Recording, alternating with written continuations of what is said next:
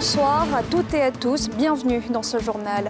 Le oui l'a emporté ce mardi. Le projet de loi portant révision de la Constitution a été adopté à 88% par les parlementaires. Souhaité par le président Alassane Ouattara, il vise à instaurer 2 sessions ordinaires au Parlement.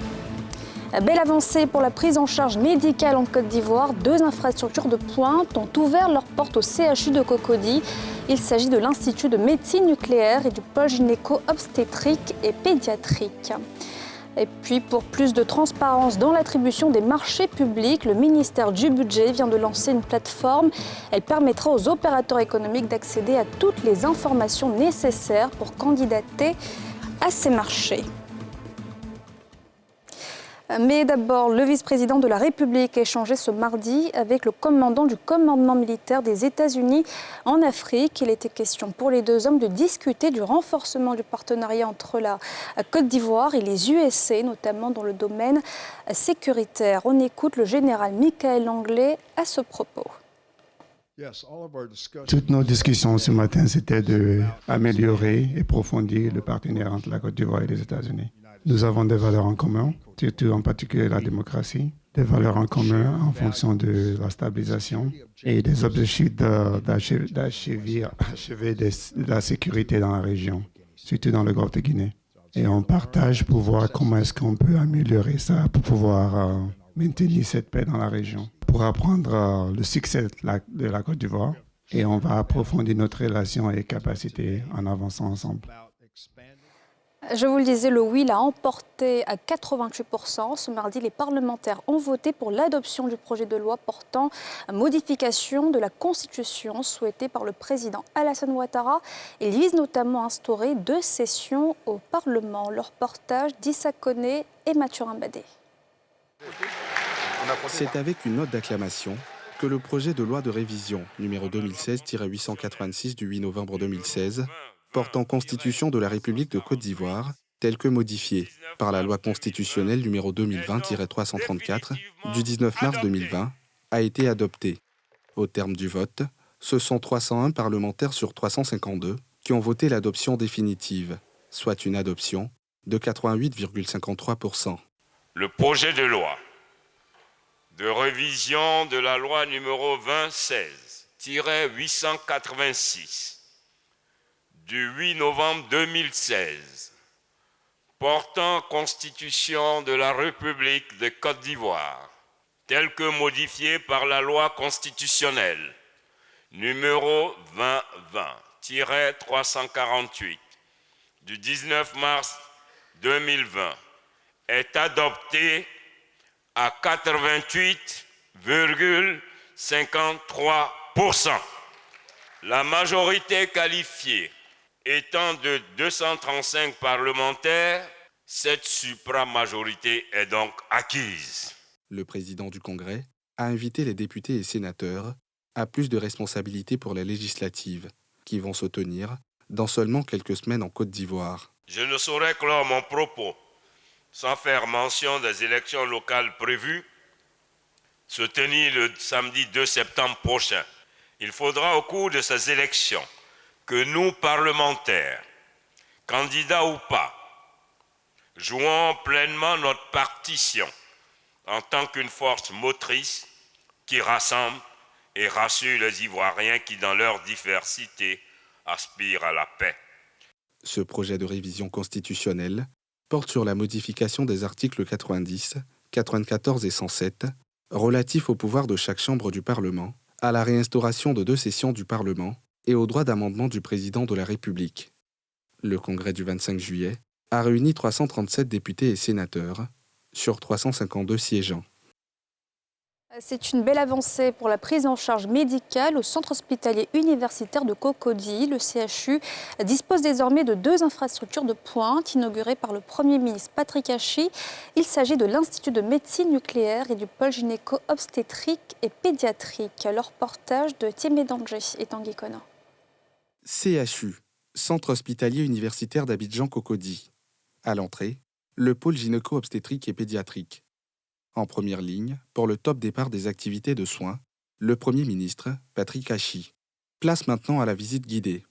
Moins de 2 ans après la pose de la première pierre, le chef du gouvernement découvre un joyau sanitaire avec matériel de pointe dédié à la santé materno-infantile. D'une capacité d'accueil de 110 lits en hospitalisation, le pôle est organisé en 15 services avec 3 blocs opératoires chirurgicaux, un centre de dialyse de 10 postes, 2 cabinets dentaires, un laboratoire de microbiologie, pour une patientèle de près de 2 millions. Tous ces projets et toutes ces actions témoignent, si besoin était, de l'engagement sans réserve, de la détermination du président de la République et du gouvernement pour faire advenir un système de santé performant en faisant de notre nation un modèle en Afrique de l'Ouest et bien sûr bien au-delà de la sous-région. Pour sa part, le ministre de la Santé invitait les agents de soins à se montrer à la hauteur des attentes des populations. Chers collaborateurs, le président de la République vous offre un cadre et des conditions optimales de travail. Je vous demande d'en faire bon usage au bénéfice des populations. Ces joyaux qui vous sont offerts aujourd'hui vous donnent l'opportunité de vous réconcilier définitivement avec les populations en améliorant l'accueil, la communication et la qualité des soins que vous leur offrirez. Cap sur les locaux d'une infrastructure désormais ouverte aux patients, l'IMENA, Institut de médecine nucléaire d'Abidjan. Là encore, les investissements réalisés permettent de doter le CHU de Cocody d'un laboratoire de dosage radio-immunologie, d'un local technique pour déchets radioactifs en décroissance et des fosses septiques chaudes des patients hospitalisés. Ce, pour répondre aux déficits en matière de diagnostic et de suivi pré- et post-thérapeutique de certaines affections, dont les cancers du squelette et de la prostate. Autre urgence, le renforcement de l'accessibilité aux services et soins de secours. Sur ce front, le don de 6 ambulances médicalisées au SAMU, service d'aide médicale d'urgence.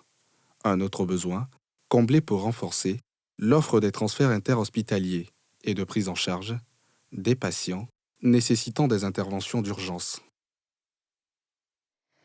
Juste après, le Premier ministre s'est rendu à Yopougon pour la pose de la première pierre du marché de gros dans la commune d'un coût de 24 milliards de francs CFA. Ce projet ambitieux a été accueilli avec beaucoup de joie, comme nous le montrent Timé Danger et Tanguy Kona.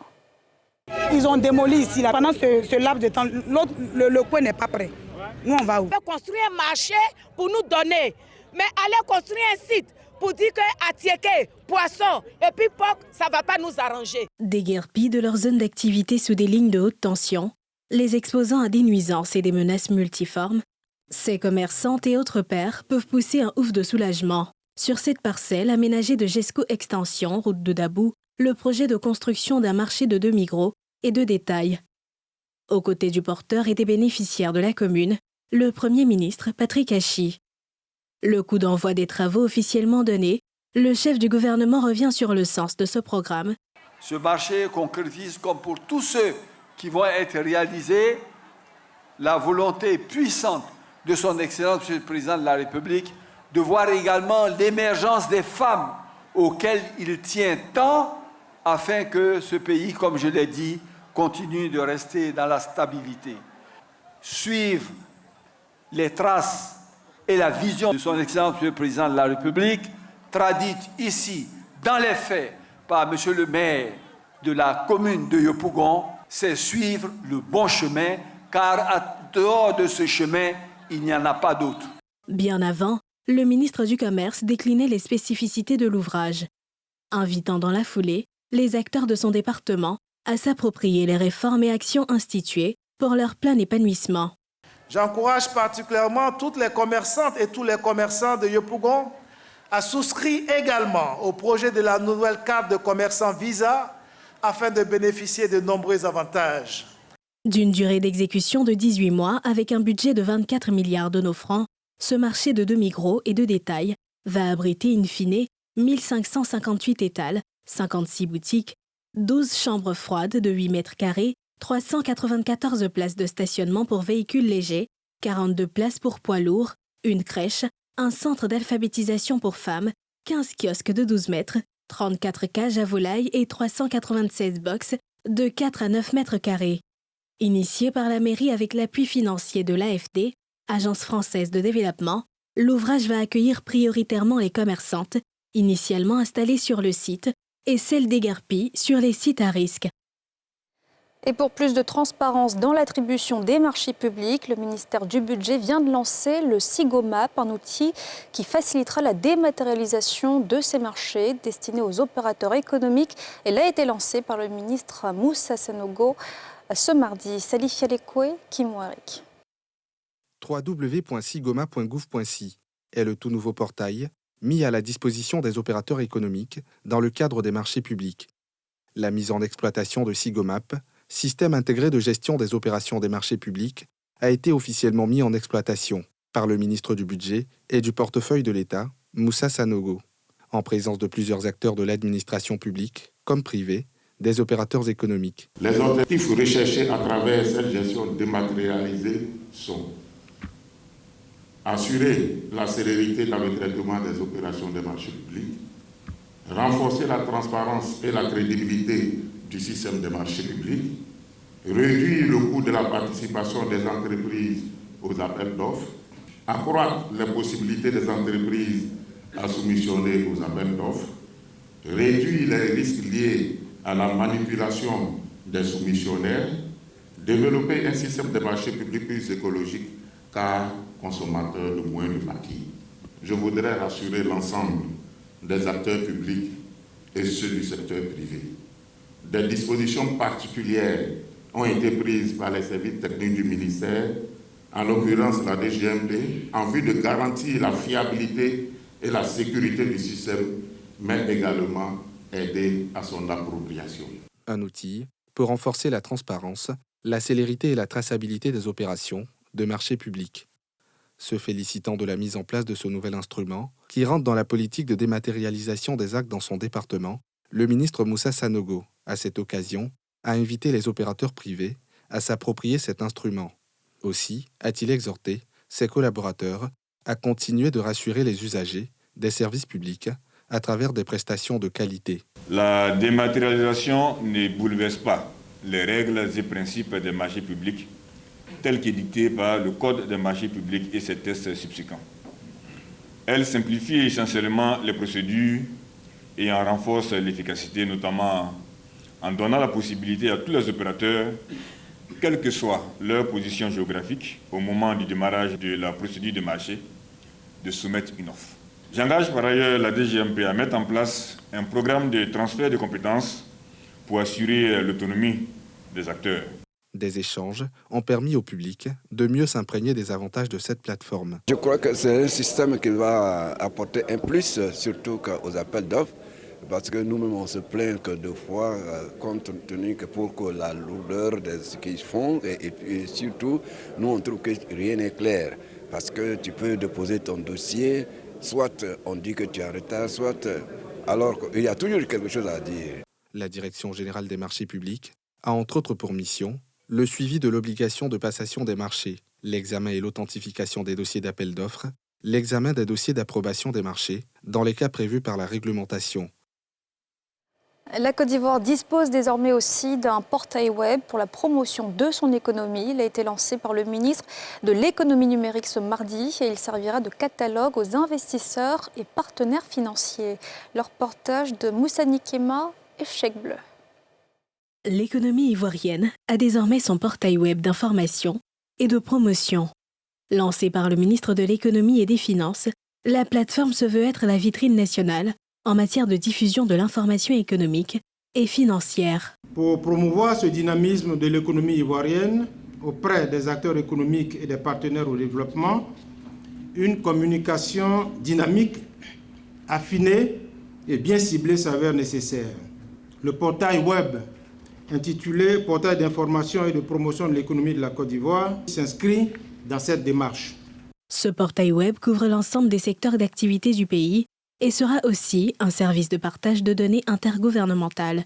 Destiné au renforcement de la gouvernance économique de la Côte d'Ivoire, ce portail couvrira tous les secteurs d'activité. Il participera assurément à l'attractivité et au rayonnement de notre pays dans le monde entier. En d'autres termes, ce site web aidera à capter davantage l'intérêt des acteurs économiques nationaux et internationaux, tout en permettant, in fine, d'accroître les investissements directs étrangers dans notre pays. Disponible sur www.economie-ivoirienne.ci ou sur www.economie-ivoirienne.gouv.ci, cette plateforme digitale s'inscrit dans le cadre du renforcement de la promotion de l'économie ivoirienne auprès des opérateurs économiques et des partenaires du développement.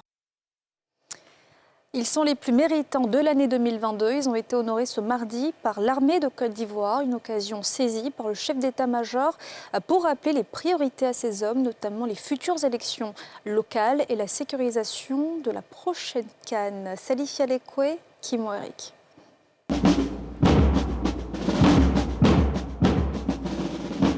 État-major des armées, place d'armes, général de corps d'armée Ouattara Thomas Daquin. Promotion de l'excellence et du mérite. 467 militaires et personnels civils du ministère de la Défense ont été décorés. 3 dans l'ordre national, 312 dans l'ordre du mérite ivoirien et 152 qui ont la médaille des forces armées. Une tribune pour le patron de l'armée ivoirienne d'inviter ces hommes à maintenir le cap, tout en indiquant les priorités pour les prochains mois. Ces médailles n'ont pour d'autre but que de voir irradier dans nos rangs les valeurs qui sont les leurs et qui devraient être celles de l'ensemble des soldats des forces armées de Côte d'Ivoire, parce qu'elles sont propres aux armées, parce qu'elles ne peuvent être que la réponse aux efforts déployés par le président de la République, chef suprême des armées, pour hisser les armées à la hauteur des ambitions de la Côte d'Ivoire. Chers frères d'armes, en plus de la lutte contre le terrorisme, notre défi quotidien, l'année 2023 en comporte d'autres, au nombre desquels figure la célébration de la fête nationale, la sécurisation prochaine des élections municipales et régionales et la préparation de la Coupe d'Afrique des Nations 2024.